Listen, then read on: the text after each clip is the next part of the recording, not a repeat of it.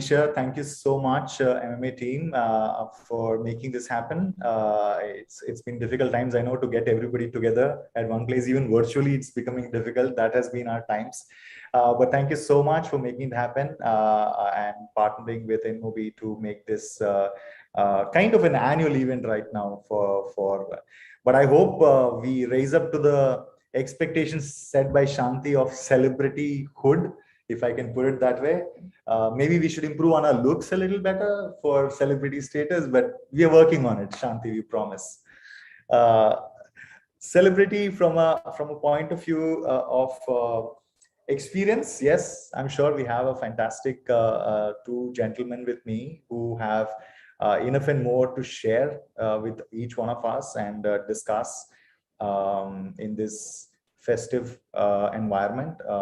Ramadan obviously is a great place for families, for society to come together, to ponder upon, to reflect, both spiritually, both and and as a society. It brings everybody together, and that's the essence of Ramadan.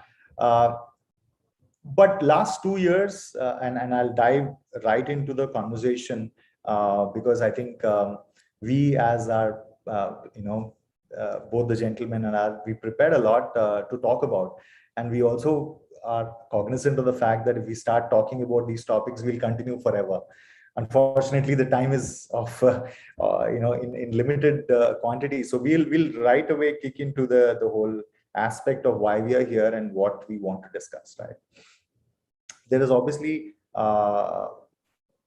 building brands has always been difficult, right? And we have spent enough time in each of our careers, and I'm sure a lot of people who are listening or tuned into this session today, building brands has always been difficult. In normal times, it was difficult, and today, in the times we are living, where we can't go out, we can't meet people, we can't interact with brands, the whole experience of how brand building is getting done in these times is a completely different world altogether.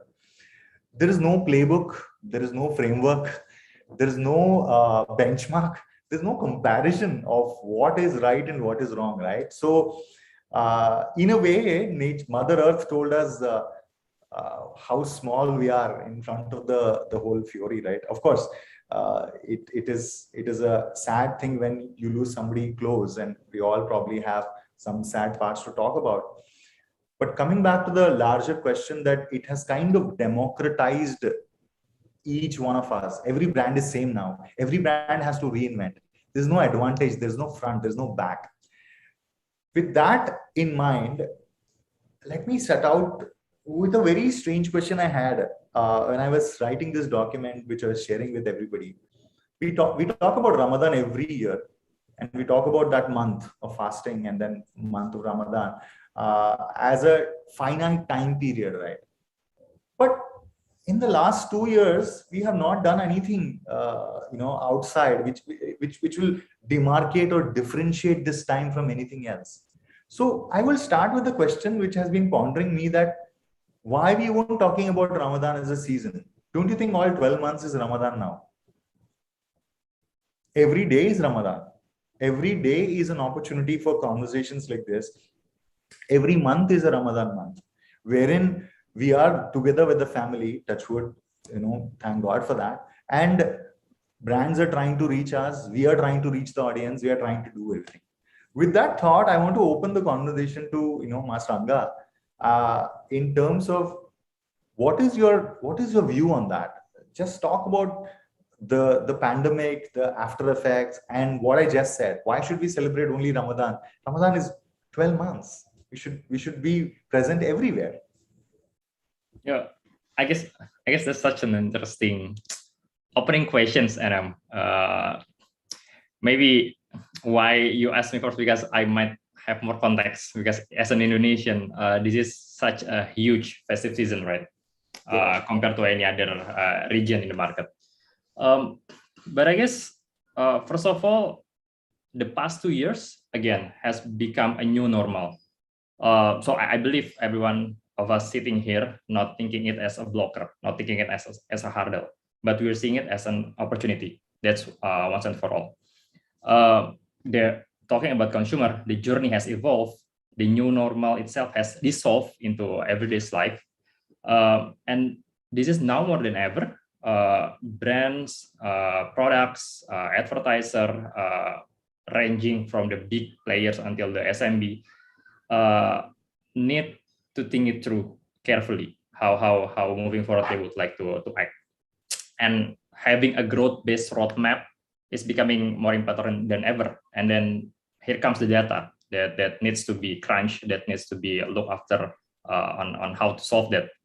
So, for example, looking into the past 2 years when COVID suddenly surging, the year after that, for example, online shopping behavior, looking at our data, is almost doubling a year after COVID emerged.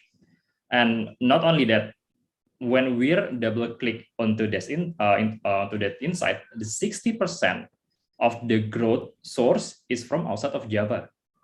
That's such an interesting data because that means all of the Indonesian now is becoming more savvy. That's one way to put it. But also everyone start looking into the new normal of the frictionless journey, frictionless shopping, frictionless behavior. So not to mention as well, when we're talking about the other side of the financial, how do they pay it? How do they collect the money? Because the growth in online banking, e-wallet, and fintech is just like crazy in Indonesia. Again, the key factor that I might take upon is a frictionless journey for everyone. So the needs to create a more meaningful, a more seamless interaction between brands, between products, and also their consumer, as well as stepping into the larger pool, because now everyone has access to it, is becoming more important. It's becoming quite critical. So the access is open. So it's now like the race for all of the producer, for all of the products racing into tapping into their market. And specifically talking about the Ramadan, what's interesting is with this new normal, with this COVID surging, it also invites a new trends of Ramadan. We honestly, we cannot overlook that Ramadan is one of the biggest thing. I mean, government has stopped 2 years in the past the mudik.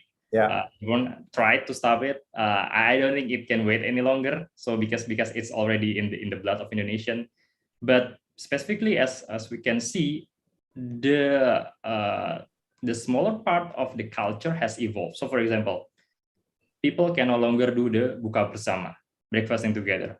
And then what do? Sending foods, sending giftings. So the online food delivery, all of the small medium business online order is becoming like overloaded.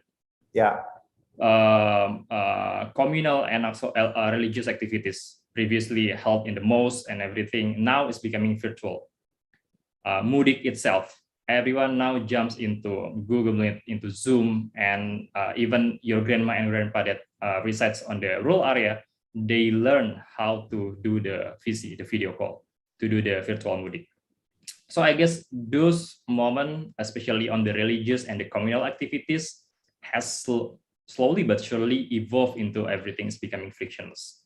So back into the brands and commercial, I guess all the big players need to think about it, because I'm just putting a little bit provoking thought in here. From what I'm seeing, the smaller player, like the small medium businesses, slightly more faster on adapting this wave. Yeah, absolutely. I mean, that's a great point, and that will be a great segue for Rajan, right? Rajan, your opening thoughts, obviously, as a brand custodian and having worked with so many brands, working with so many brands, this would be a very unique challenge for because it's not just you are ready, the brand needs to be ready, the consumer access needs to be ready, the data needs to be ready. There's so many facets of planning which you guys need to make sure that they're available. But firstly, your thoughts on why should Ramadan be 1 month, and it's a new normal, every day should be Ramadan, and then how do you convince your brands to do something like that? Right. Hello everyone, and first of all, thanks Shanti and Adam for having me here. It's a pleasure. Right. I think the biggest impact, in fact, I'm going to use some language that we typically use with brands and in the agencies, right? What Ranga just described is actually a change in the consumer journey and experience. And I think there have been some drastic changes in those aspects in the last couple of years. Right? Yeah. And it's both in the quantum and pace of change. So at the outset, I think most of us understand the impact, but perhaps not all of us appreciate the quantum of impact that these 2 years have had on the consumer behavior, right? And that consumer behavior is true Ramadan or no Ramadan, right? Correct. So the baseline has sort of changed. And of course, when it comes to that one specific month, you sort of build on top of that. Yeah. Right. And so, look, there's typically a longer adoption cycle for any new technology, especially that needs to bring about a consumer behavior change. But what has happened here is that we had an extended pandemic period that didn't just necessitate a need-based usage of these digital services, but because of the elongated time period, it brought about some widespread behavioral changes. Right. Correct. And so when the dust finally settled, we found a huge increment in the share of population in Indonesia that could be qualified as digital native, right? And let me share some data points, right? So on an average, users are spending about 8.5 hours every day on internet, out of which about 6 hours is on mobile internet, Correct. right? And now I was just reading one of the reports from Statista, that estimated that about 25% of adult population in Indonesia has switched from offline shopping to online only shopping in at least one consumption category. So that's a huge trend, and one that, by the way, a lot of present day brands are actually leveraging. And now complement that with with about, I think, 27% increase in the mobile internet speeds, thanks to my fellow panelist, which, by the way, is now at about 16 Mbps, and smarter and better devices. Yeah. What you get is a very vibrant and fulfilling experience for the end users on mobile, right?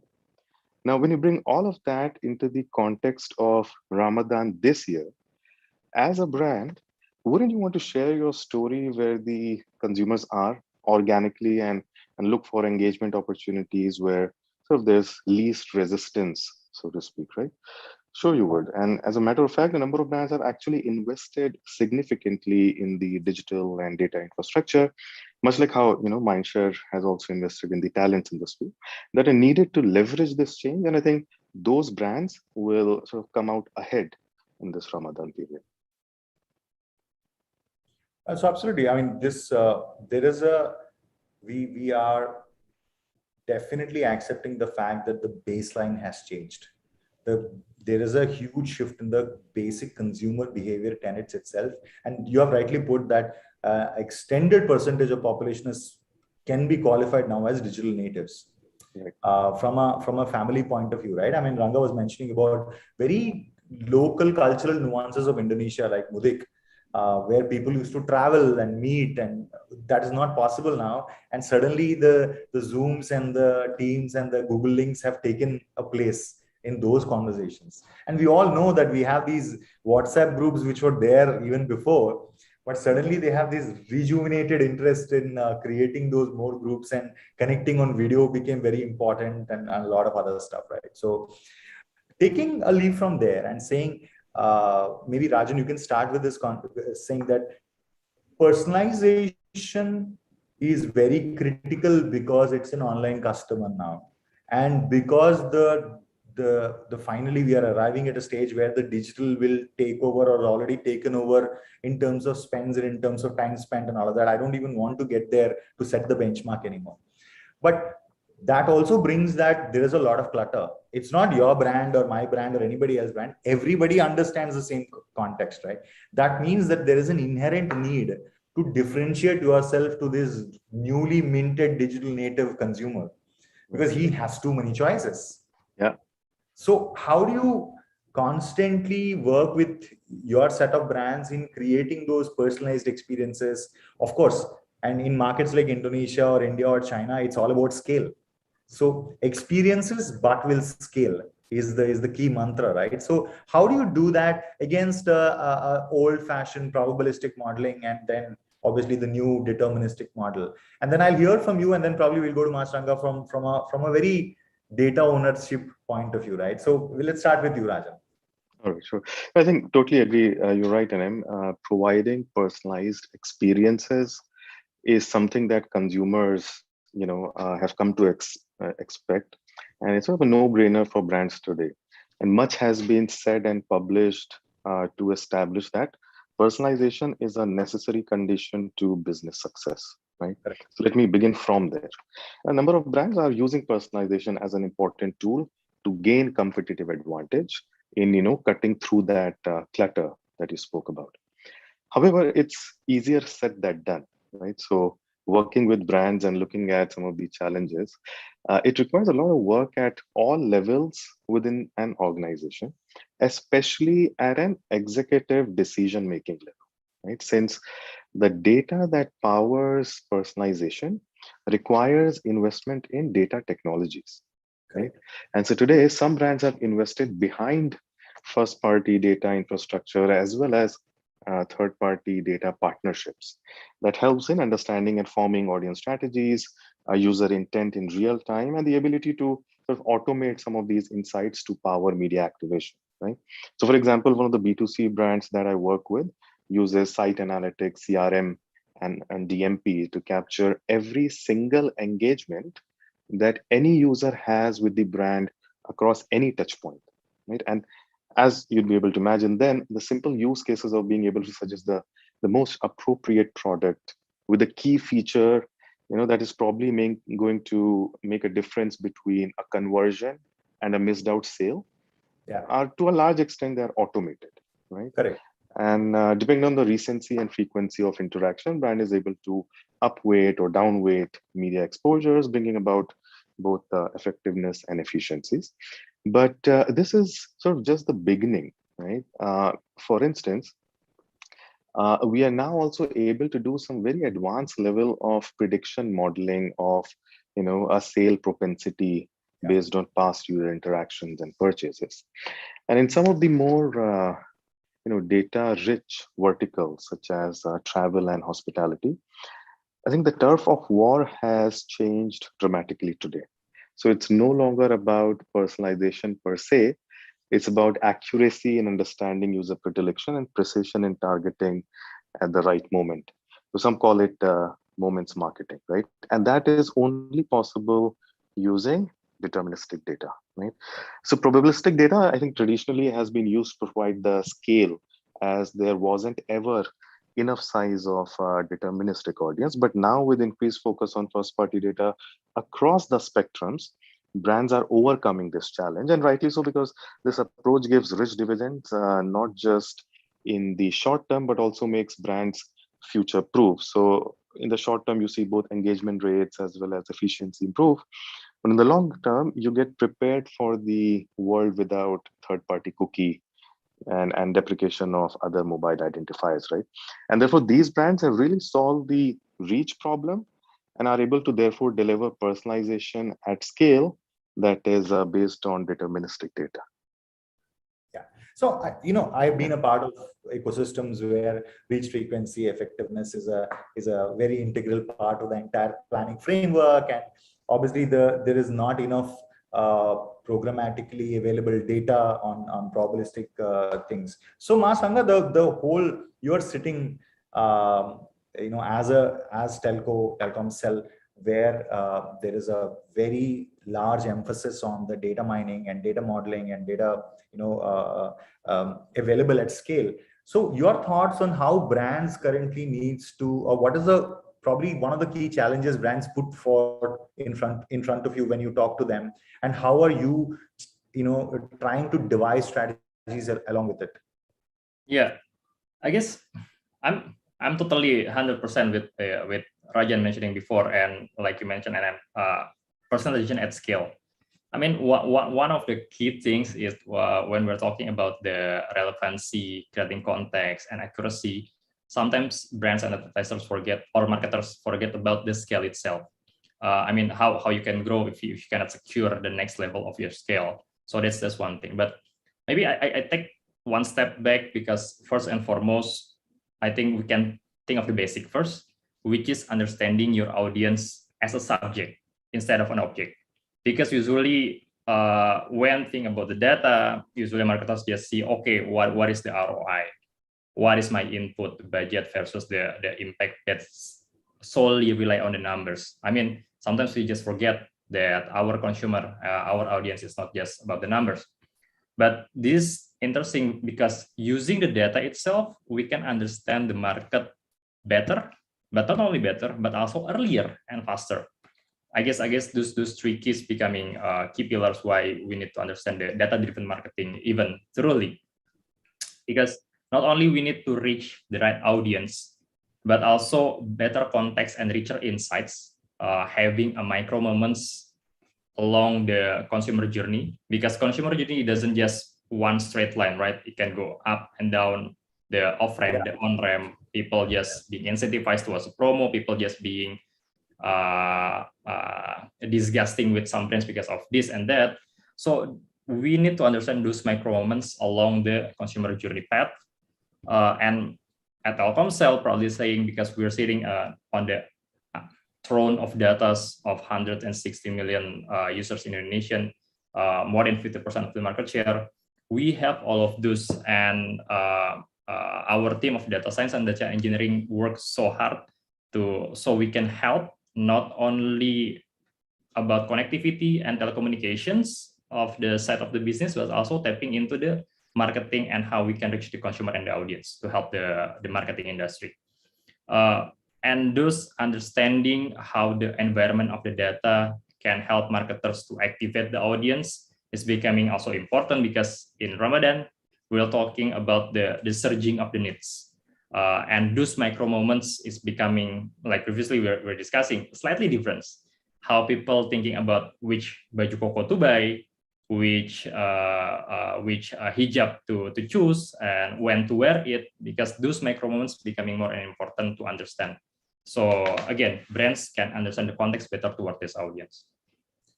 Yeah, so I think we understood about the consumer behavior, we understood about the data segmentation and the first party and the client strategy. We also understood about the data availability from a source like Telkomsel.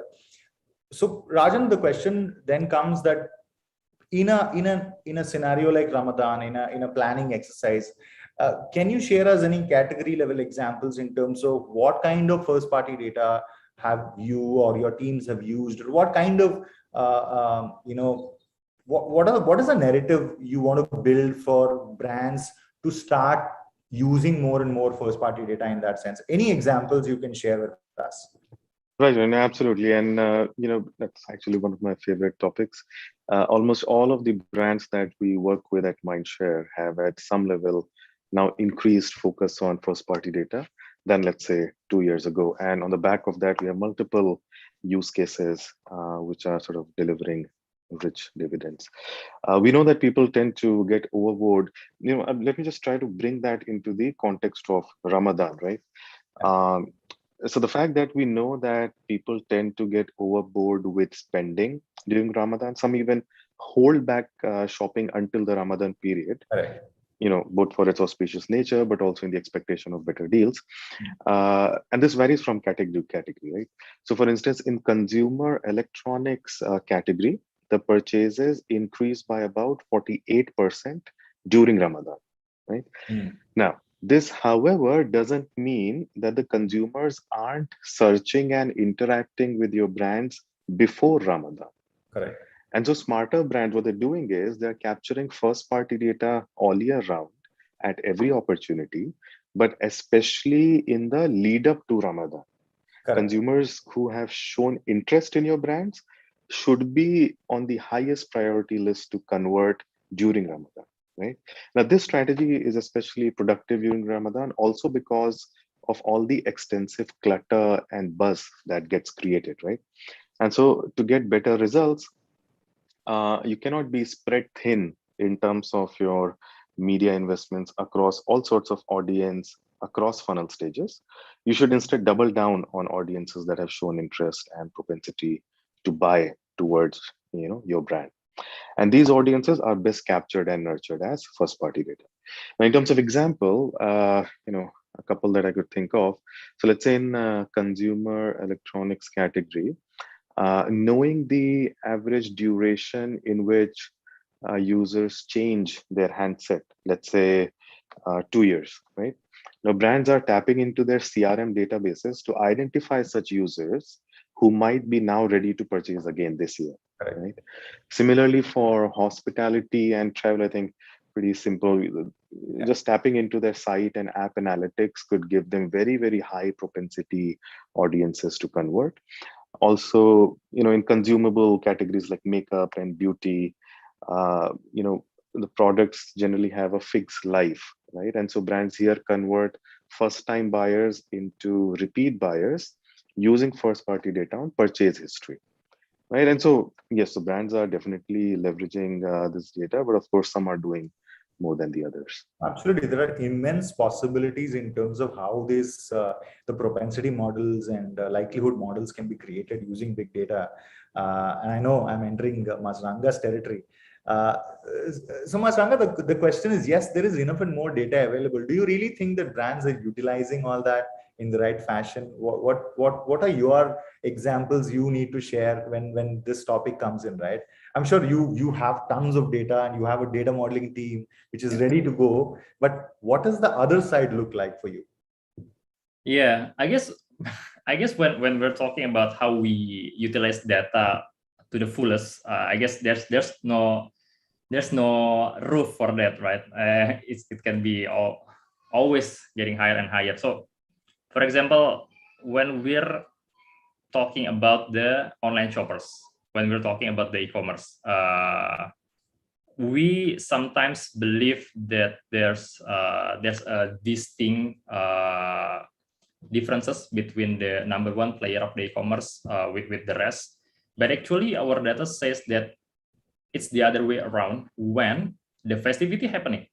So when we're saying the Harbolnas, when we're saying Ramadan, that's also the time when the customer and the user is becoming less and less loyal.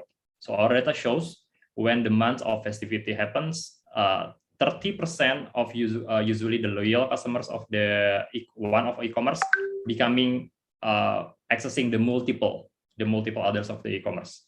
Because of why? Because of, again, everyone's looking for the promo, everyone's looking for the gratis ongkir and etc. So festivity also drives that kind of non-loyal behavior. That's such an interesting insights. But aside of that, this is also becoming interesting because we're thinking as a telco data owner, we're not we're supposed to be not only thinking about what is the insight, but how we can activate this and make the real impact. That's why such an interesting partnership we are building with InMobi, because we know that Telkomsel have this huge of data that can make impact, but we need the advertising technology partner, which already credible in the market. That's why we are partnering with InMobi. And then we're thinking about how we can help advertisers to tap into the right audience. So that's one of the key factors. And maybe chiming in what previously Rajan mentioned, the first party, especially when its cookies will be obsolete soon, that's one of the key factors for advertisers to groom and to manage their own first party data, because of to do the concept of looking out into your next source of growth, having the solid seed of your first party data with a richness of insights is becoming critical. Because as, for example, Telkomsel and InMobi, we can create the lookalike, we can open the market, but it depends also with how strong is the seed of the audience. And when the seed is also is already powerful, we can do so much. For example, we can tap into the right behavior. We can predict. Previously, we are mentioning about the propensity. We are talking about specific mobility of the customer and the audience. We can definitely tap into that.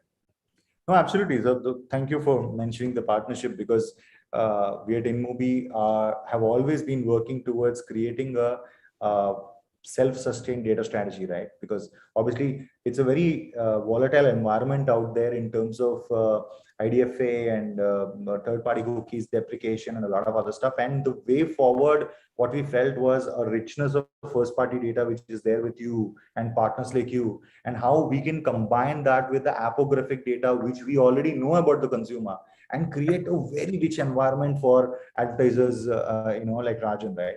And but that brings me to the larger question I was asking you, and this question is for Rajan. Yes, there is enough in data available. I think Master Ranga's team can churn out propensity, likelihood, likability, and a lot of other modeling.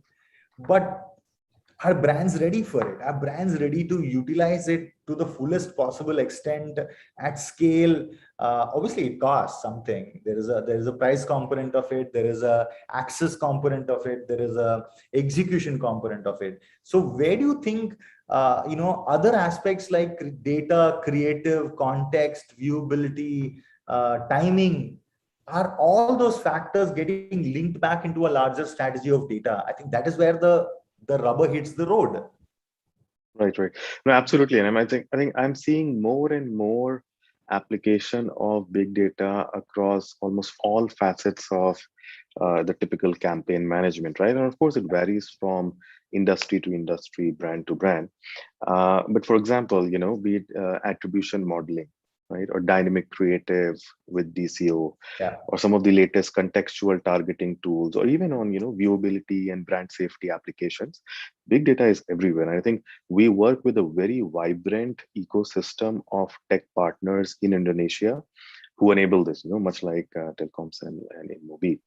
And given the value that this generates for the brands, more and more brands have actually started to use them. So in my, whatever little experience in the last few years in Indonesia, I think it is much better than how it was before, right? And the way to approach this is to break down the aggregate data to its atomic core, right? That's the basic philosophy.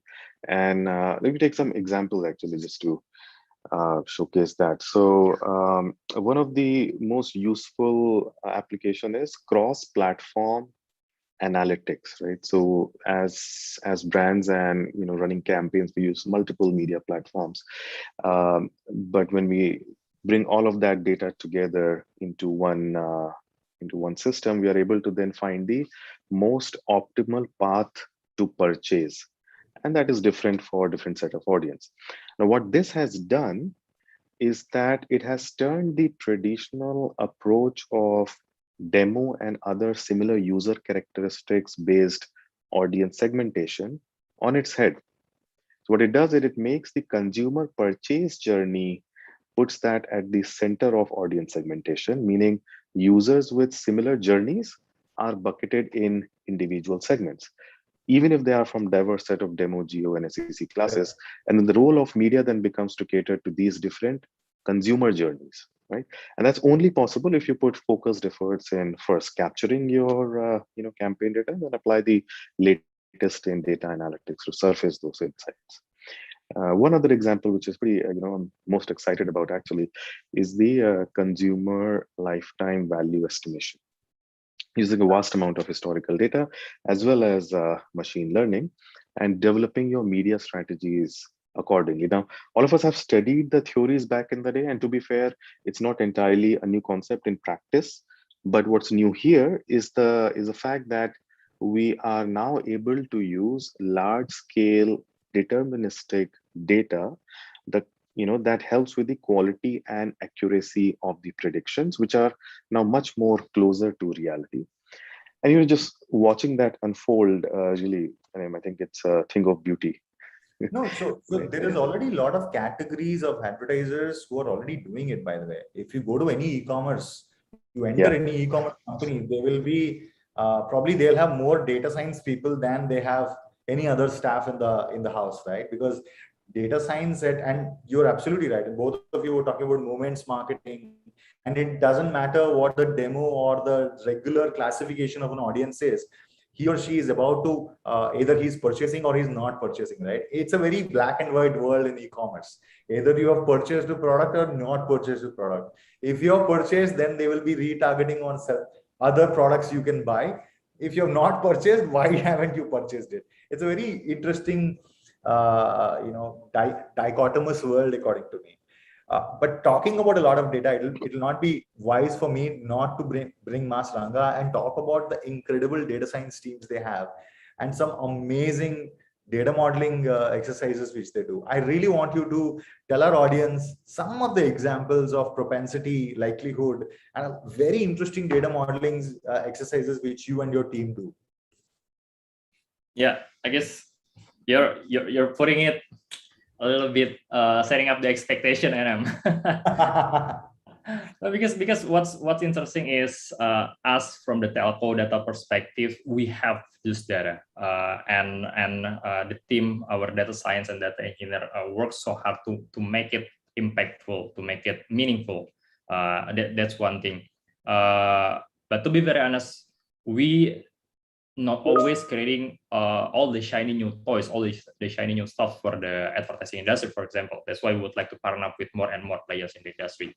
But one thing that we have in mind is because we know, we know our customers, we know the data along the time. One of the things that we would like to put on the table is understanding the lifetime value, like previously Rajan mentioned. Yeah. Because again, with the lack of data, previously marketers can only see the ROI in the short-sighted, right? The purchase happening now. It's becoming evolving towards the loyalty. I mean, the marketing 4.0 books telling us to start looking into the loyalty. And then it's like you mentioned, the e-commerce of the world has started thinking further about setting up the LTV metrics, how they can measure the present value and the future value of their customers. So that boils down into the jargon that we previously mentioned about the propensity, the likelihood, because it's easier for now if we tap into the digital natives or the device verticals, because they have the data. We can just plug in and have the propensity, the likelihood, the customer who would like to change their phones in the next 3 months. But what we're working on currently is to add more data points and more richness of the insight characteristic, for example, with the retail data. Imagine not only you can predict who would like to change the phones in the next 3 months, but also which mom would like to buy which diapers for the next month, or more which female that would like to purchase next week a specific female products, that kind of stuff. So again, adding the data points and more insight characteristic into this data lake is becoming quite powerful. Not only that, we also would like to solve a more fundamental issues, which is tapping into your relevant audience, more and more relevant audience, because like previously we mentioned, it's not only about the numbers, but understanding your customers. And Rajan previously mentioned, not only about the data, but also the content, the communication, the creatives need to be relevant enough. So we are having this 51 segment of specific characteristic and audience segmentation for us to use and tap into, but not stopping into that. So what's interesting is because we are using the telco data, understand who use what and who not use what. So we would like also to scale up the source of growth of the marketers and tapping into the untapped market one. So for example, we are looking into the segment of non-specific app user. So I'm saying it, one of the huge OTA like Facebook, Instagram, WhatsApp, or Google, we can try to look who's not using that in of the outskirts of rural of the Indonesia, because our data is quite granular. So that's a segment of non-Facebook users in Indonesia. Rajan, it's for this is interesting. Yeah. I guess that's some of the cases that we are working on. My point is, again, talking about data is also talking about the test and learn. So having the mindset to keep trying new stuff, try now, learn fast, or else you won't be learning and regret later. I guess that's one of the things with playing data towards the marketing, the data-driven marketing. Yeah. Absolutely. I think in the entire the last 45 minutes we talked about three aspects. First aspect is to identify how do we identify the user as closely as possible in the moment he or she is trying to do something or trying to act on something, right? The second aspect we talked about is to engage, that the context, the creative, the DCO, the programmatic approach, viewability, and a lot of other aspects are the second most critical aspect of it. The third and the most important, the tenet which we propagate at InMobi is, identify, engage, and convert. Because the brands, that is the last mile, or that is where the action happens, right? Till that happens, till the conversion happens, everything else is good to have, great. But if it is not converting, then all our questions being asked, that is your strategy right, is your audience right, is your creative right, and everything else. So before we come to the end of the session, quick 2 minutes from both of you on the e-commerce strategy of, from a data point of view. Masranga and probably Rajan can talk about more from adoption point of view of brands and what we are trying to do. Maybe let's start with Rajan on this. Right. So, I think there has been a classic tussle, between the broadcast media and precision media, right? And to be fair, both have had a role to play for a contemporary marketer. They have a funnel to, cater to. However, in my opinion, where we're currently lacking is to get the right balance between the two, given the developments in the last few years or so. Yeah. So while both TV and digital technologies have evolved, it is safe to say that the pace at which they evolved is vastly different. And now there's, on account of this difference in pace, there are opportunities created for digital, which are sort of eating away into the privileged space that TV traditionally enjoyed, right? Let me just sort of begin there. And case in point, and I think NM, you would agree with me there, InMobi Glance on mobile lock screen, which is essentially the TV of tomorrow in a person's hand, catering to personal taste. So it provides you the reach of a broadcast while personalizing content based on user preferences, and thereby, just providing a very natural and seamless way for brands to tell their stories. Right? And there's just one example. There are plenty others out there. And so digital has successfully proved to be a medium to generate high awareness and help with brand building along the way, of course, providing the bottom funnel conversion support.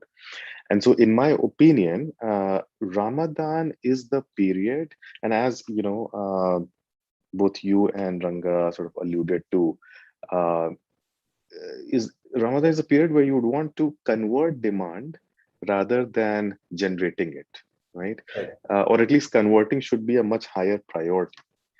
So basically, when people are really opening their wallets, give them your products, not your brand purpose, right? You have all the time throughout the year to build your brand. The latency which you have created over the last 12 months. That's the underlying thing. Masranga, your last comments on commerce and how all of this comes together. By the way, Glance also uses Telkomsel data. I mean, both of them can be converted and create more curated conversations and brand building. Oh, definitely. That sounds awesome. Looking forward into Glance penetrating the market in here. Talking about the commerce and Ramadan, I guess totally agree with Rajan, echoing that what needs to be done at first is thinking about that Ramadan is not the 1 month. The conversion is not happening on the 1 month. So marketers should build the tension road to Ramadan. So the campaign planning needs to start early.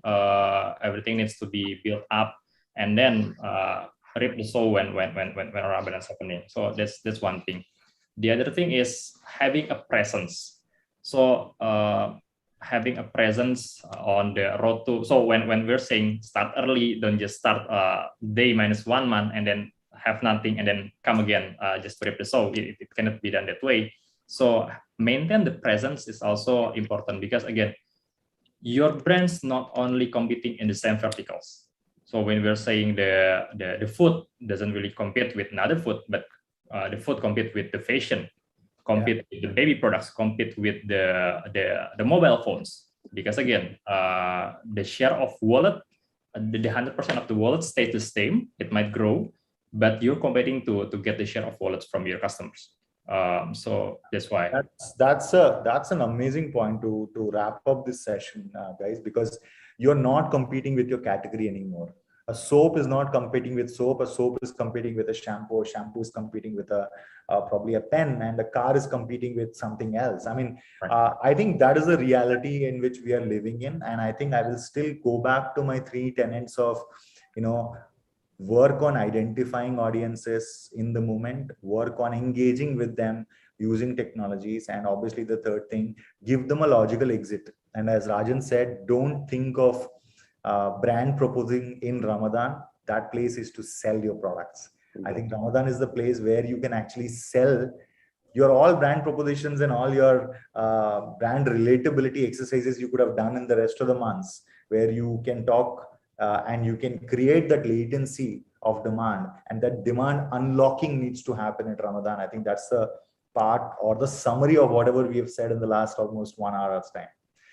That brings me to the end of this session. Thank you so much, gentlemen. Thank you, MMA, for making it happen. But before we go, we have 3 minutes left, and we have 2 questions I can see right now. Probably one question is I'll choose who probably I can give it to.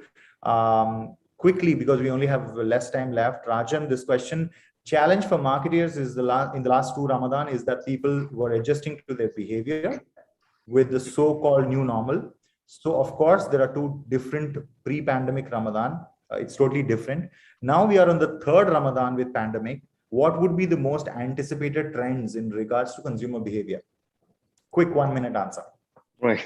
So I think that's a pretty loaded question. It's I know, but we have kind of covered most of it. I know. I agree. So, to be able to pinpoint the trend that's going to be the most prominent in terms of consumer behavior, I don't think I'm qualified to answer that specifically. But I do think that some of the insights that we have been seeing developing over the last 2 years, right? When you do your consumer insight studies, you can now sort of bank on those insights more reliably, because that consumer behavior that some of us at least were sort of writing off as fads is here to stay. Yeah. If I can quote you one number, I think I saw that in one of the Google researches. It said about more than 95% of users are going to continue using the sort of the digital services or the kind of consumer journeys that have evolved over time going forward, like starting this year too, right? So let me just leave it at that. Yeah, sure. Quickly, I think this question is to Master Ranga. Optimizing first-party data is mandatory, and combining it with relevant third-party data would optimize our strategy. The question is, how can data-sensitive industries like banking and even telco could be combining first-party and third-party? Very loaded question, Master Ranga. This is such a sensitive question. It's not only such a sensitive data, but a quick take on that. We're working so hard because, again, us providing a data solutions from telco, not selling data. That's once and for all. And no one in this industry should ever selling the data. One of the most important case about data and managing it is having a consent. So that's one thing. So that's why we're working so hard in Telkomsel to ensure all of the consent and not violating the privacy of the data. So how the first party and third party data can be combined, I guess we need to ensure it's in a compliance manner of properly having a right consent. Yeah. That's one of the most important thing. And this should be taken actively, not passively. So it's not just we're sitting, we're getting transferring the data and all, but brands also need to work the effort towards collecting the active consent. Thank you so much. I know we are absolutely out of time. We have a couple more questions, but we will send it to the speakers. Thank you, audience, for putting those questions. Sorry, we could not answer that, but we will make sure that the respective speakers will respond to you in an email or in the chat. Thank you, Shanti. Over to you. Thank you, gentlemen. Semuanya terima kasih banyak. Thank you, Mas Rangga, Mas Rajan, NM. This was extremely insightful and interesting, especially for for several brands from different areas of businesses, agencies, publishers, others who are here as well today. It's always good, to have multiple perspectives from various verticals of the industry, so the audience can also gain knowledge from one another. Perhaps, have a wider viewpoint to learn how to have better engagement, better collaboration, find a win-win solution for all. And I love the challenges that you gave each other on the panel. I love that, and I hope that I hope that we continue to take these learnings that we gained today, to take this entire Ramadan momentum, success stories, learnings forward to all of 2022, because there's some things we can always kind of bring forward, some things we have to focus on, as discussed. But I think this has been great. Thank you. Terima kasih. Jaga kesehatan semuanya. Stay well. Keep safe. Have a brilliant long weekend ahead. Sampai ketemu lagi. Terima kasih. Thank you, NM. Thank you, Rajan. Thank you. Yeah. Thanks. Bye. Bye-bye. Bye-bye.